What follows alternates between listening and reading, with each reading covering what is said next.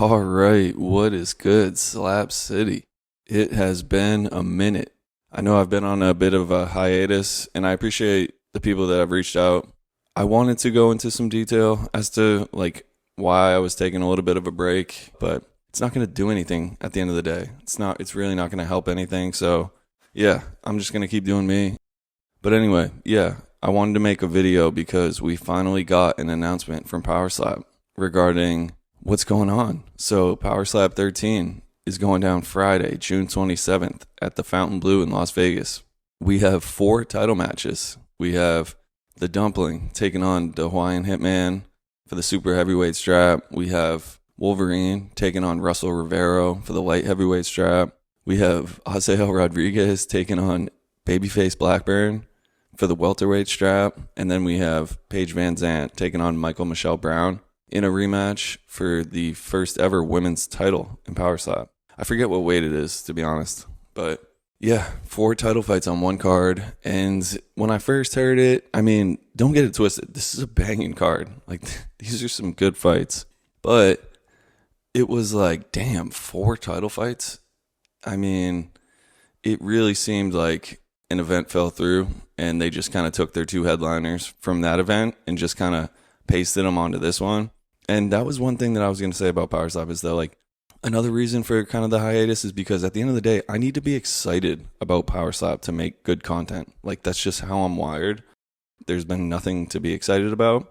So now that we finally have some clarity on what's going on, I've been saying that it's a way too big of a break. And I get it. I highly doubt that Power Slap did this on purpose. They probably wanted to have an event in between this and the previous one. Probably fell through. But for me, it's damn, man. It's not like you're me building this channel as a side project on top of your regular job. This is their job. This is their company. So to think that you wouldn't have a plan B and plan C, pretty crazy to me, personally.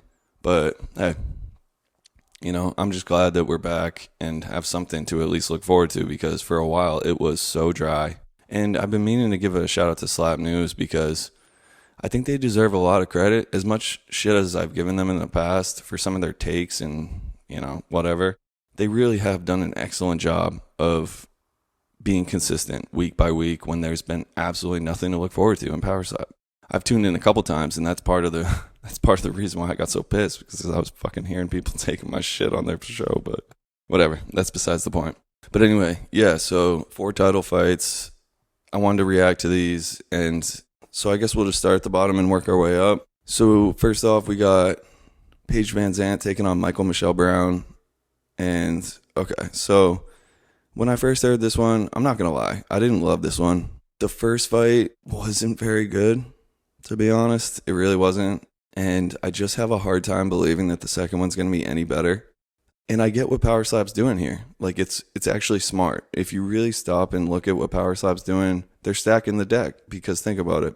Paige won the first fight between them. So they could just do the rematch for the trilogy and Paige is in another title fight. I'm super glad to see that there's a women's title fight now. It just doesn't feel like the first women's title fight ever. Sheena Jackie 2, that felt like a title fight. That legitimately felt like a title fight. And it delivered. In the action, the first fight between Paige and Michelle, neither of them could rock the other one. They both have good chins, but when you can't rock your opponent, it's just going to be a back and forth where there's no real damage. So yeah, it's definitely not anything against either of them. I don't mind watching either of them fight. It's just all about matchups. It was a close fight. It was definitely a close fight from what I remember. We shall see. And then next we got Azael Rodriguez coming down from middleweight to take on Anthony Babyface Blackburn. So this is as close to a super fight as you can possibly get.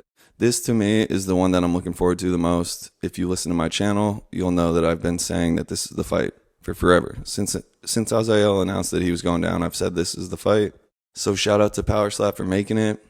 No offense to anybody that Babyface has ever fought before in the past, but this is definitely his toughest fight. Definitely his toughest fight.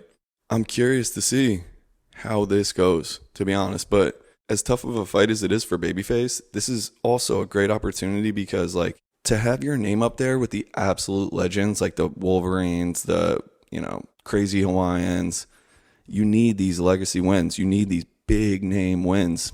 And Blackburn is just starting his list. Like his strength of schedule and his names that he's fought is crazy. And this one just adds to it. Like, if Babyface can find a title defense here, he is on his way to legend status, man. So it's a big opportunity for Babyface. Really curious to see how the power translates coming down from middleweight for Azael. And I think for Blackburn, it's going to come down to the power. We've seen in the past that he does have power. He has knockouts.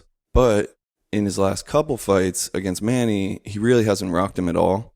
He's a very clean striker. So definitely don't see him fouling. So it's all going to be, can he get enough juice on the slaps to rock Azael? Because like he's rockable, but he's going to be there. So in order to beat him, you're going to have to rock him. You're going to have to be able to make him take damage. So, yeah, this is a fucking crazy fight. This is a great case. And, like, for strikers who are looking to move divisions, like, this is, like, the blueprint of how to do it. It can be risky to wait for a title shot. It really can. We've seen it burn people in the past, both in the UFC and in Power Slap. But he stuck to his guns. He was patient. And it worked out for him. He got the fight. And even after somebody like KO Chris got a knockout and started, like, penetrating that talk, before that, it was like, no, that's the fight.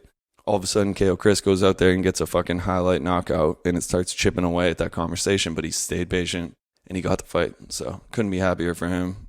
Happy for Babyface. This is a straight-up legacy fight as much as it is a title fight, so huge opportunity for him.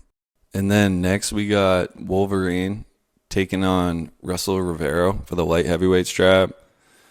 Okay, so where do I even start with this one? So, I fucking called this. I said that Wolverine's not retiring. The second that Power Slap updated the rankings after his fight with Vern and kept him as the champ, they might as well have just said that he's not retiring, because they would have taken him out of the rankings and they must have thrown a fucking bag at him.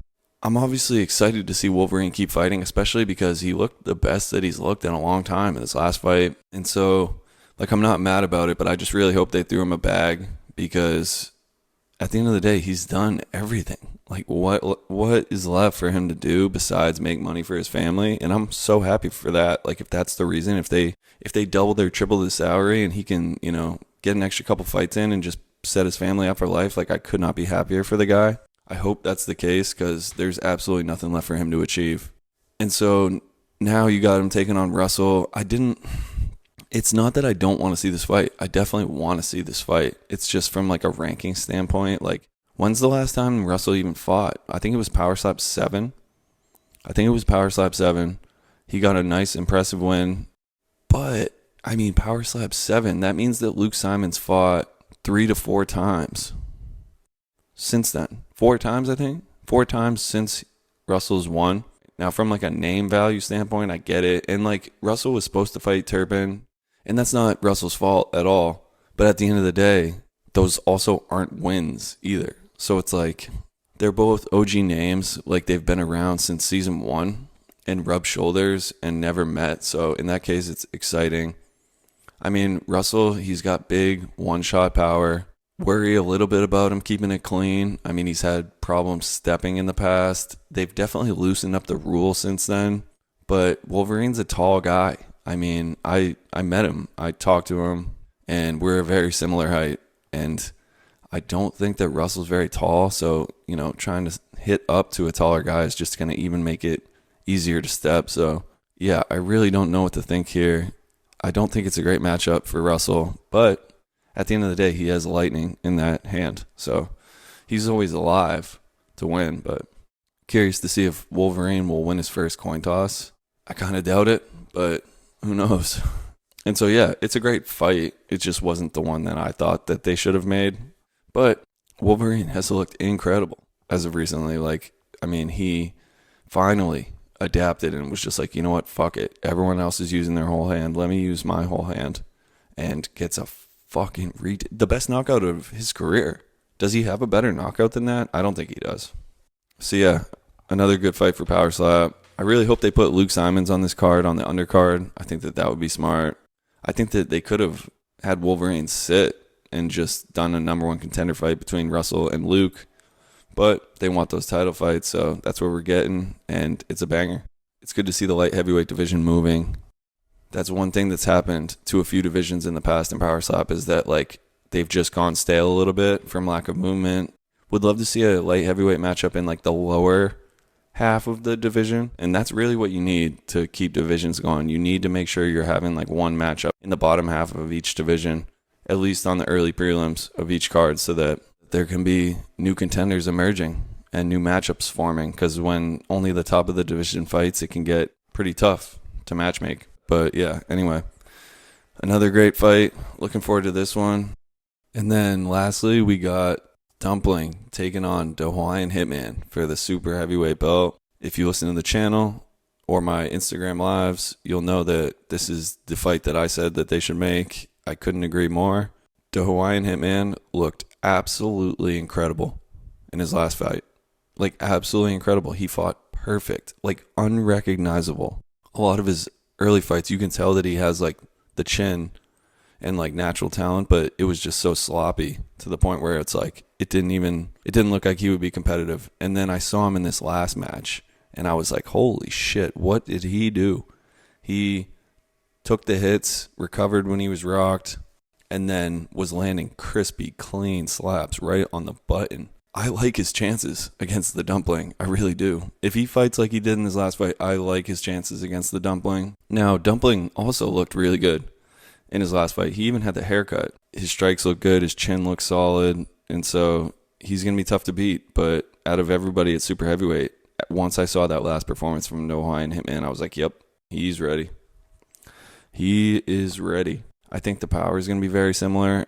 I think that the Hawaiian Hitman's going to have the speed advantage. It looked like his arm was slinging in the last fight. And it was pretty crazy to see how he was controlling his arm in his last fight when he was swinging. Longtime listeners of Slap City will know that I'm not the biggest super heavyweight fan in general.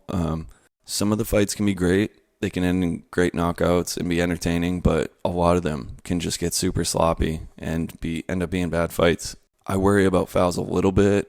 If Hawaiian Hitman can keep it clean, then this should be an amazing fight. And so, yeah, typically not the biggest super heavyweight fan, but I like this one. I think this will be a good fight. And Hawaiian Hitman, he's got swag, so he'll bring the show. And Dumpling's been stepping up his show too recently. So yeah, I think that this is going to be a great fight. I was happy when I saw this one. I went 2 for 4 on the fights, this one and then the Azael one. And then, yeah, light heavyweight, great fight. And then the first ever women's title fight. I mean, it's dope. I do feel like they might have been better off just waiting and letting them each fight one more time and get like another highlight and really have that matchup emerge. Who knows? Maybe it'll be good. Maybe it won't. I don't know. But in general, this card is strong. This is a banger. And unfortunately, it doesn't look like I'm going to be able to get to Vegas and watch this one. Probably will end up watching this one at home. That will be a little bit different. I've been at the last few events. So looking forward to doing some pre-fight content. I actually do have a breakdown that's done that I haven't posted yet. So that'll go up in the next few days, hopefully. Sorry again for the delay, but it was honestly much needed. Like, I needed a break. Till next time, like, comment, subscribe. Peace.